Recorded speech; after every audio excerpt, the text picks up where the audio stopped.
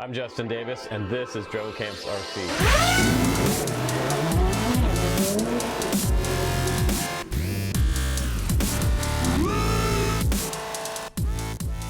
Hey guys, welcome back to the channel. I'm Justin Davis, and today I have a set of DJI goggles here to review for you guys. I'm super excited about it. I just got it in the mail last week, and I took a special trip out to the Oregon coast for you guys to do a little flying with my Mavic and my DJI Spark, just to give you guys an idea and an opinion of what I think about these goggles. Now, right away, some of the other reviewers out there on YouTube don't seem to be telling the whole truth about these goggles. Maybe they're not sharing some of the cons with you guys. It almost seems like a kind of a paid advertisement from some of those guys. So I'm going to give you an honest or die review and what you can expect if you buy these for yourself for any of your DJI drones.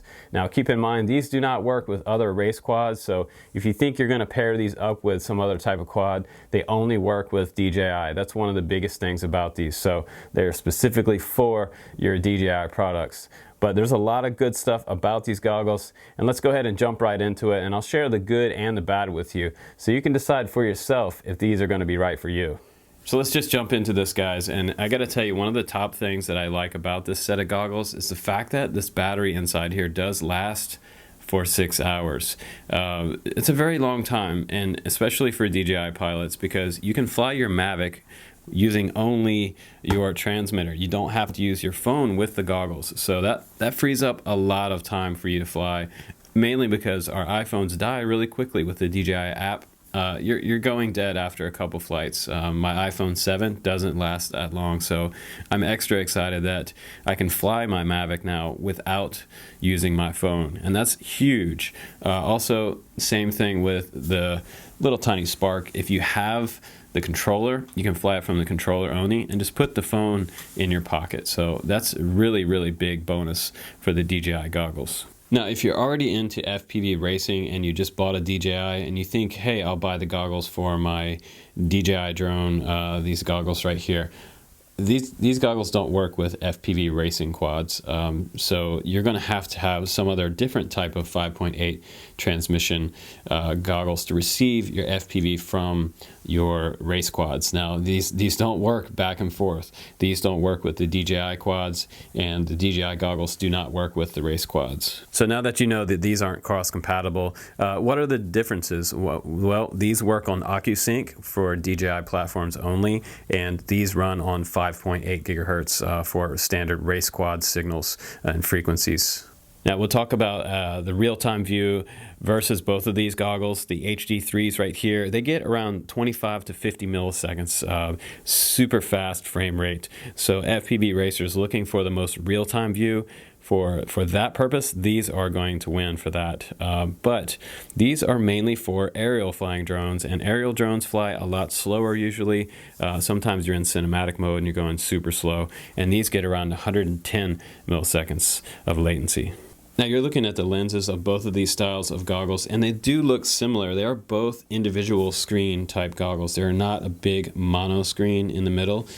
So they're actually really nice. I do prefer these types of goggles for both types of flying, for aerial drone flying, FPV, and for race quads. Why? Because it just feels better on my face than one big giant screen. It seems to be that some of the big screen ones just aren't quite as adjustable, and they just don't ever quite come into focus for me. And these are nice because they both have adjustable lenses left and right, and you can move them in and out to get the perfect amount of resolution and clarity for your vision, whatever your vision is. You can also wear glasses with the DJI goggles, which fit in here inside this spot very nicely. I've had friends of mine that have glasses that can wear these with no problem. Whereas the Fatsharks, you're going to have special lenses made, diopters, to insert into these slots right here to work with the HD3s. Now the resolution on both of these goggles are drastically different. These are some of the best goggles out there for FPV racing. They have a resolution of 800.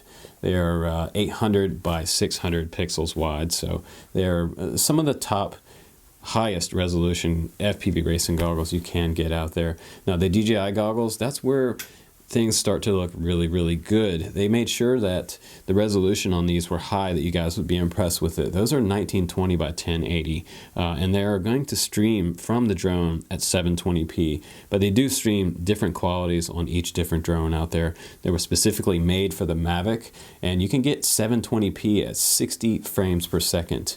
Also 720p at 120 frames per second, and it's quite a nice frame rate. You're not going to be racing with your Mavic, so this is totally acceptable. Now on the Phantom 4 Pro, you can get 720p at 60 frames a second, and you can get up 720 frames at 120 frames per second as well. So they also work with the Inspire 2, and you can also get 720p at 60 frames per second on those, and 120 frames per second as well. So on the Spark, we're probably looking at 720p as well, probably about 30 frames per second. Now, one of the things that I like the most about my racing goggles and the HD3s, like I said, these are the goggles of choice right here for me, and I have them on a Forge 5.8 diversity module setup. This has a built-in DVR right here, and if I press on this button on the very top once and hold it, a little red light comes on right there, and I press it again and it starts blinking, and it's recording to a micro SD card. I got excited about the DJI goggles because they also have an SD card slot on the side, right underneath where it says HDMI. I'm just going to open up this port and show you this little SD card slot right there. The only drawback about the DJI goggles is the fact that you can't record to this card. It is not a recording DVR slot, so I was kind of bummed that I couldn't record the interface and what was showing on the screen. Very, very big bummer. Now also it has a headphone jack here, and it has an HDMI port, but you know what? The HDMI port is only in, it's not in and out. So you can't bring this out to another device, which is kind of a bummer. But as far as recording, if you press record on the screen, it's going to start recording on the drone and save it to the drone's SD card. I was very disappointed that it didn't record down to this, because what that would do is let you have a backup. Say if you had a crash or something went wrong with your drone, if it was recorded to this micro SD card right here, you'd have a backup of your crash. Otherwise, you might lose the file, or the file might get truncated and never finished up. Now, one other thing I thought was just a little bit over the top with the DJI goggles was the weight. And I'm going to go ahead and weigh those for you guys. So I've got 1,018 grams total weight on this. Now, I'll just take them off and put it on pounds for you real quick, so you can see what they weigh in pounds. And they're at 2.2 pounds. That's a lot of weight on your head while you're flying. So if you're flying for like an hour, you might have a cramped neck. Now my racing goggles, my HD3s with the LaForge setup on there, those weigh 600 grams. So these were a little bit heavier for me than what I'm used to. Now let's go ahead and add that 3S battery that I use on there as well. 860, so just a little bit shy of what the DJI goggles weigh. Now your battery display is right here, and you do have 4 LEDs that light up right here. If you press this button, it'll show you how much battery time you have left. Now what I thought was super cool about these right away is that it does have the finger tap control. Tap once with the finger here in the center and drag down both. You can get into also other modes right inside this. You can do head tracking, which I thought was also really, really impressive. It does head tracking quite well, and it also has 2 different modes of head tracking on here. Now, DJI engineers, they are really revolutionary, and they do tend to reinvent the wheel sometimes when they do designs. They come out with things that just look totally left field, and they have all their own look to them. And the DJI goggles are no exception. They are very original looking. They don't really look like any other goggles out there.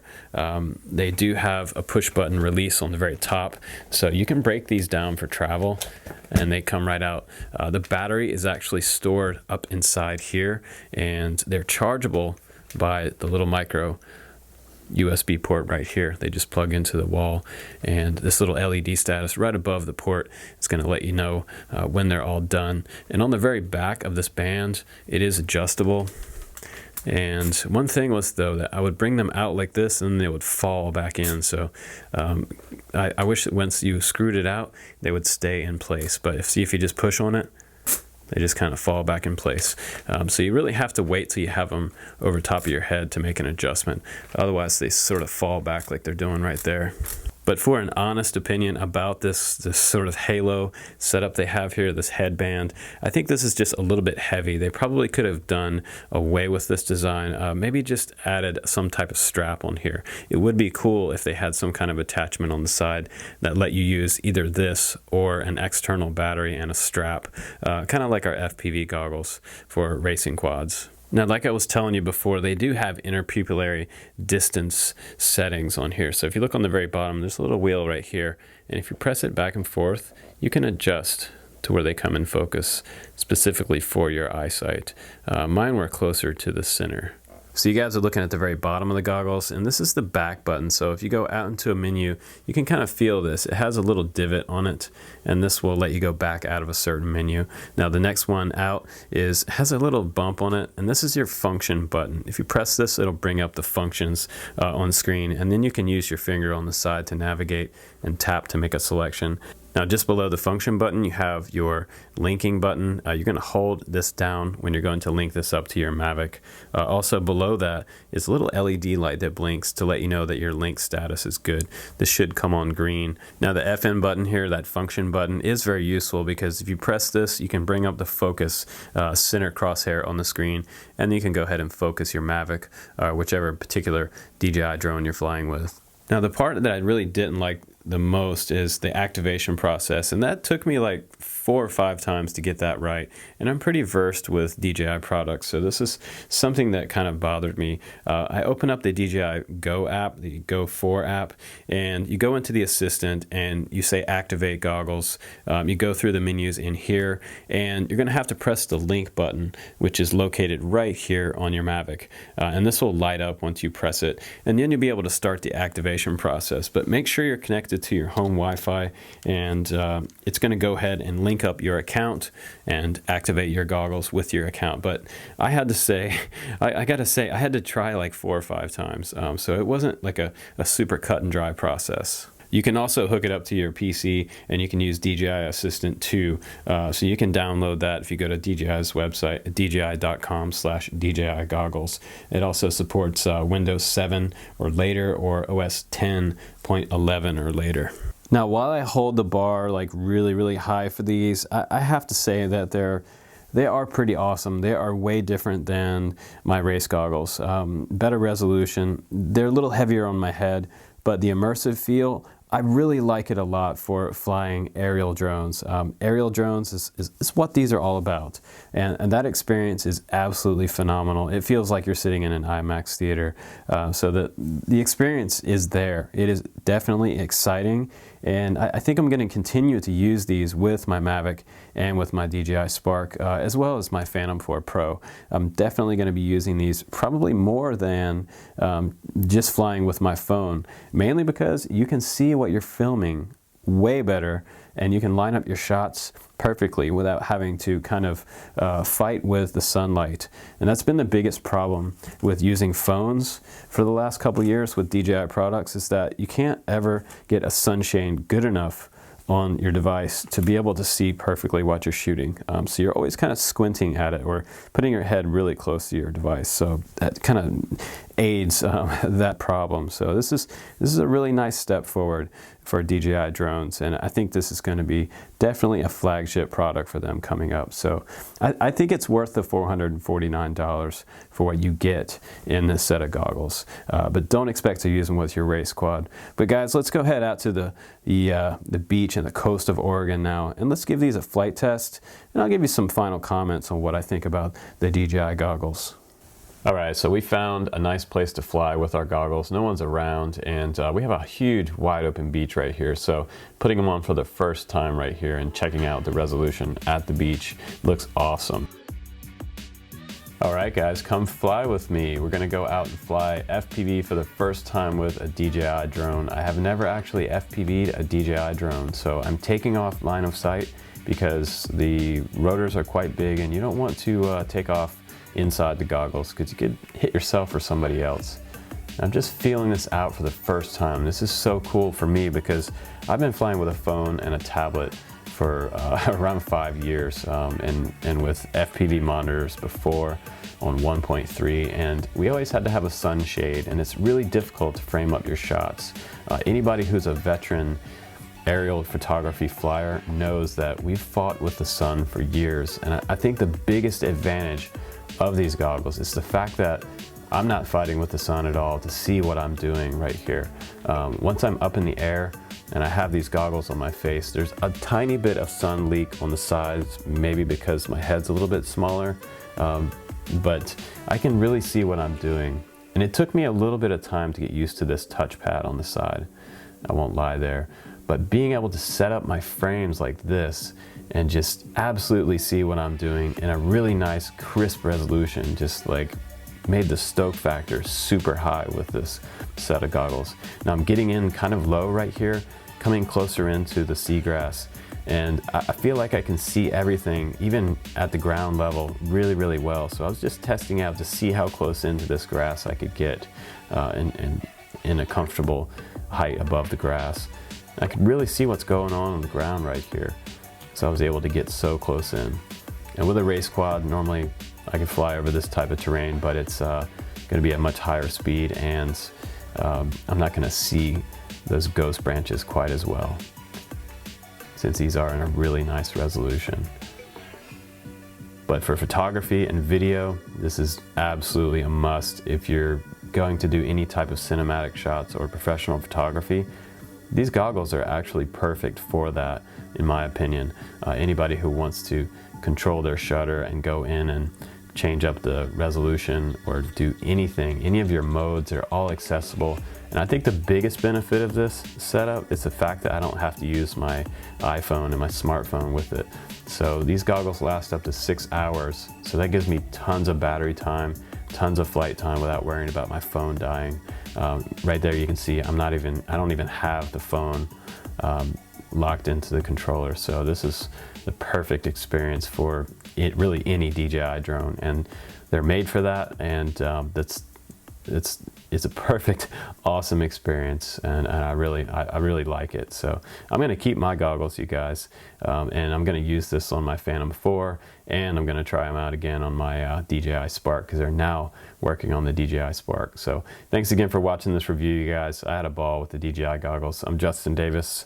I'll see you on the next one.